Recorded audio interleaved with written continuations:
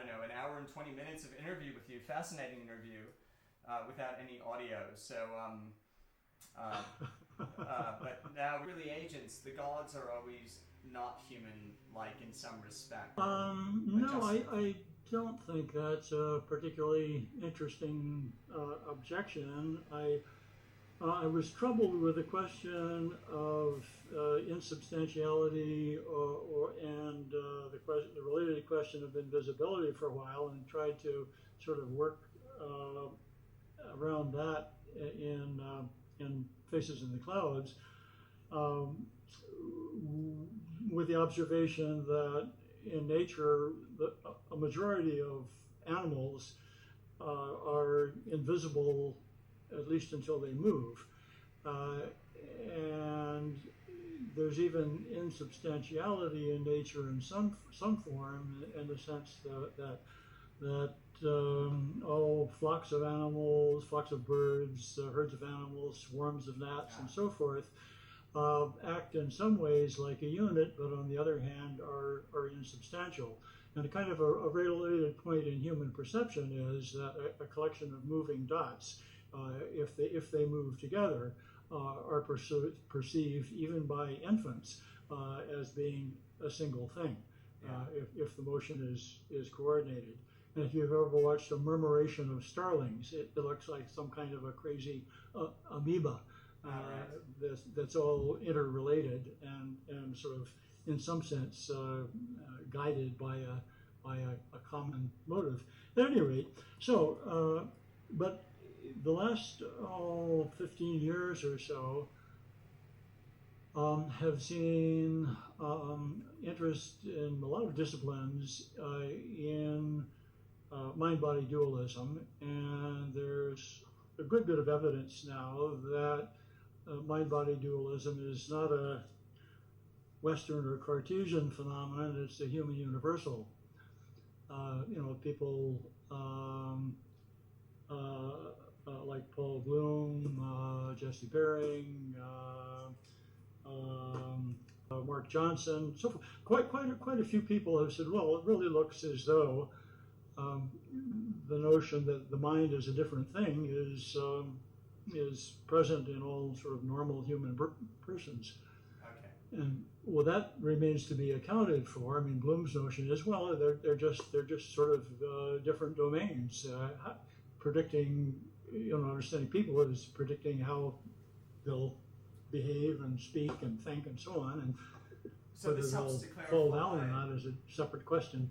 This helps to clarify this complaint you have with the idea of supernatural. Right. And according to Benson Saylor, who's, as you know, a bit of a classicist, the ancient Greeks didn't consider the gods supernatural. They were part of the natural world, and they had immortality, which was their chief distinguishing feature. But otherwise, they were pretty much subject to the same jealousies and lusts and hungers and passions that everyone else is. And even regarding invisibility, they had to, conjure up some fog or smoke or whatever, and in at least some cases, to be invisible. So I think the dividing line between gods and humans is sort of it's a semantic one, and in Western religion, I suppose it's important because Western religions are more or less monotheistic and posit God as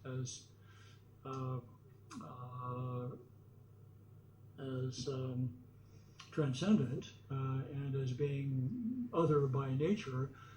But it's one of the things that Justin Barrett has done, along with Frank Keel and some others, is to show that may be the theology, but it's not necessarily that it seems that the persons we can imagine come in all sorts of shapes, sizes, flavors, visibilities, and not Some of them are Martians.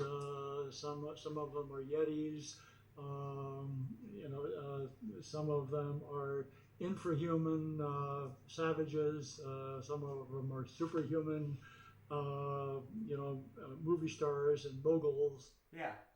I would disagree with the notion that the gods as a category have anything distinctive. I mean, we have to remember that in many societies, particularly clan-based ones, as in Africa and in East Asia, the ancestors, the gods are the ancestors. Yeah. And so the only difference really between them and living people is that they're now disembodied. And they may have a few powers they may know a few things they didn't when they were alive, but they after all are your own parents and grandparents. Okay. So how absolute a difference can we draw? Igor Kopytov in Africa made the same point about African religions. Said, the ancestors are elders who are presently disembodied. Here's a question, very basic, is why does some anthropomorphism become systematic? Well, I suppose it's because the anthropomorphism is plausible enough to stick with and is not readily disprovable. And that's one effect of the frequent invisibility and immateriality of gods, that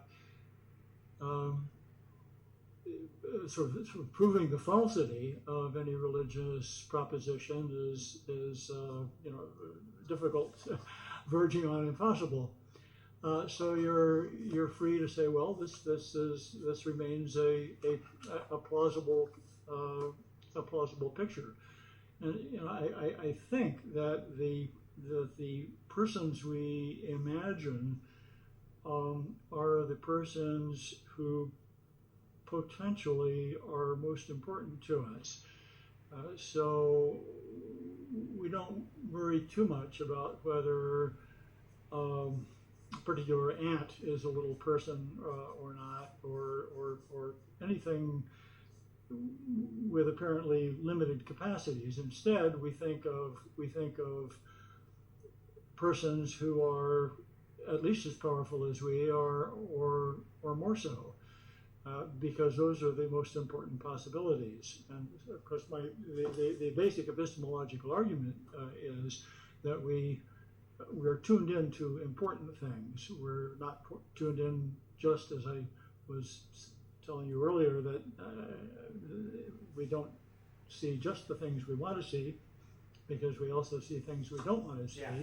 And what those two add up to is we see the things that are important to see, whether they're really there or not. So I think that the kinds of persons who are deemed gods by people who want to make a category of them are those who in some way are more powerful. We've told a story that's plausible.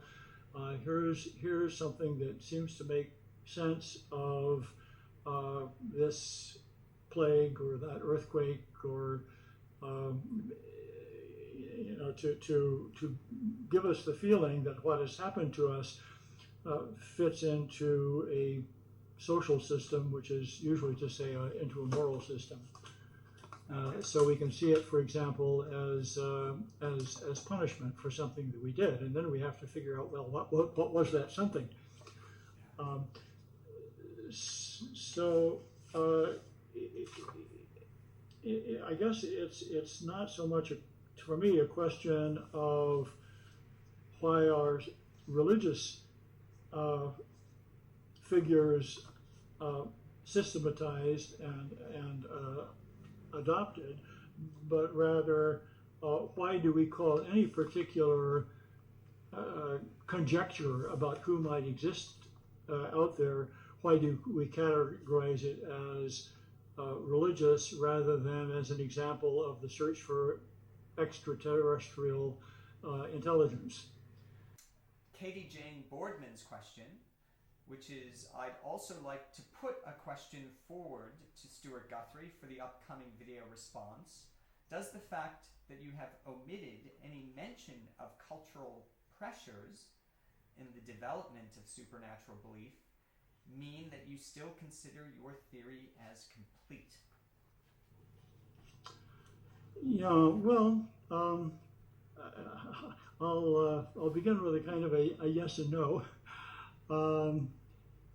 No, it's not complete, and I've never thought it was really complete, in that any scientific theory or any theory capable of being scientific that addresses any very complex and interesting problem is always in the process of further testing, revision, improvement, attempts to find limits and explanations. So here we are, this long after the publication of The Origin of Species, and biologists are still working out the ramifications. So Darwin's theory, as brilliant as it was, could be judged not complete in that sense. Similarly with things like theory of the general theory of relativity, its aspects of it are always being sharpened, improved, put in new contexts. So I suppose theories of that sort are never really complete. On the other hand,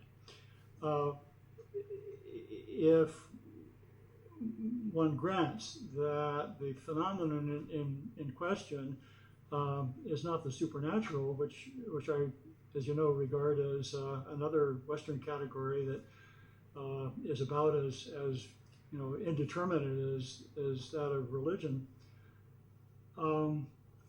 If the category is anthropomorphism, then you have something that is both easier to define than either religion or supernatural, and also is a human universal, unlike supernaturalism and religion. So as to whether my theory is a complete theory of anthropomorphism, again, probably not, although I think it goes a long way towards improvement. So what kind of evidence? I think the answer is no, but with taking the opportunity to say, well, I wouldn't want to make the religious and the supernatural equivalent, or to make one the measure of the other. Did you think that religion was doing something for people? A lot of your benefits, positive utility. Yeah, no. Well, here I think it may be worthwhile separating the sort of individual from the social level, and I certainly thought that the people in the hamlet who joined and said that they were really pleased with it and it really made a difference in their life, clearly they benefited.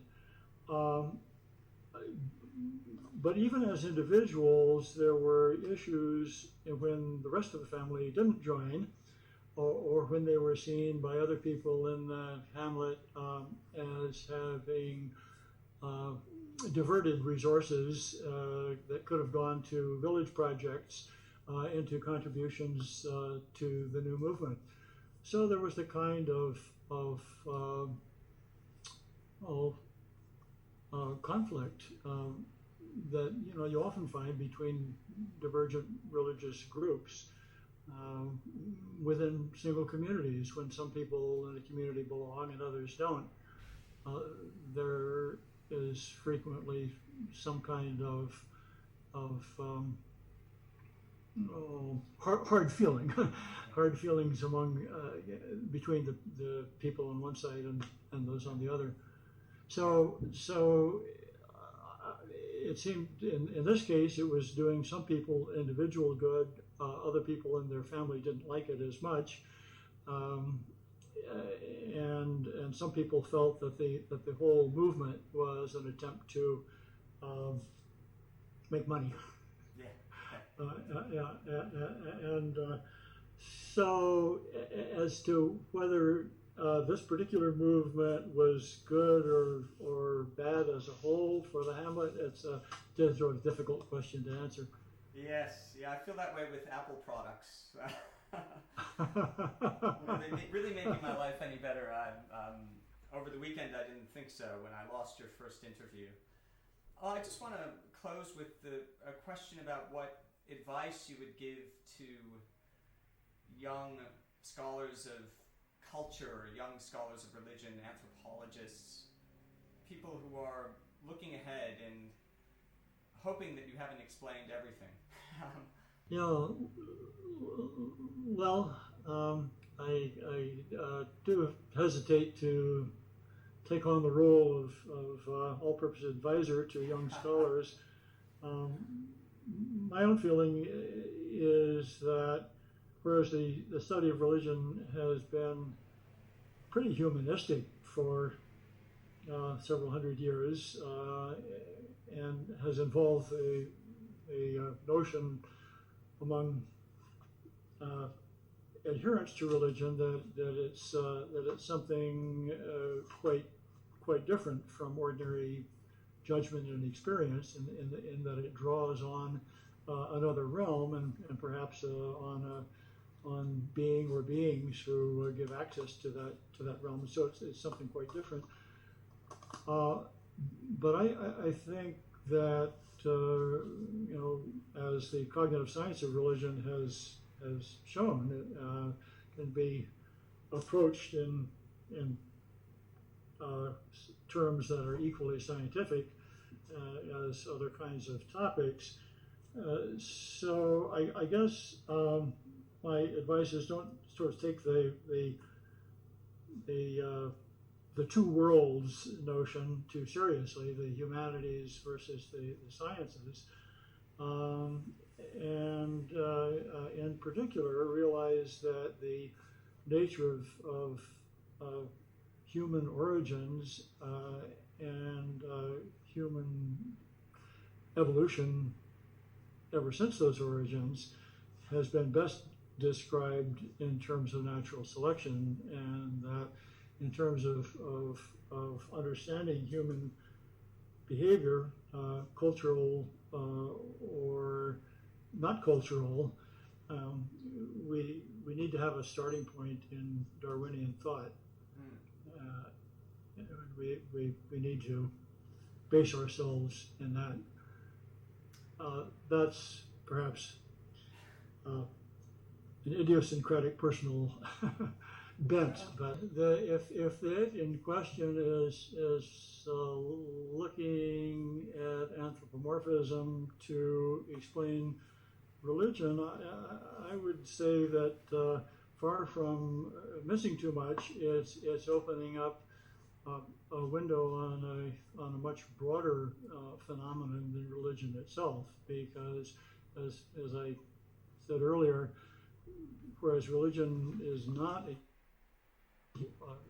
anthropomorphism is, and it's also a lot more diverse, I think, a lot deeper and a lot broader, and most of it I would add is doubtless unconscious than is commonly realized. So it's an approach that can be applied to a lot of human behavior everywhere in the world, and not just where certain cultural forms and institutions can be said to be present. It's absolutely pervasive.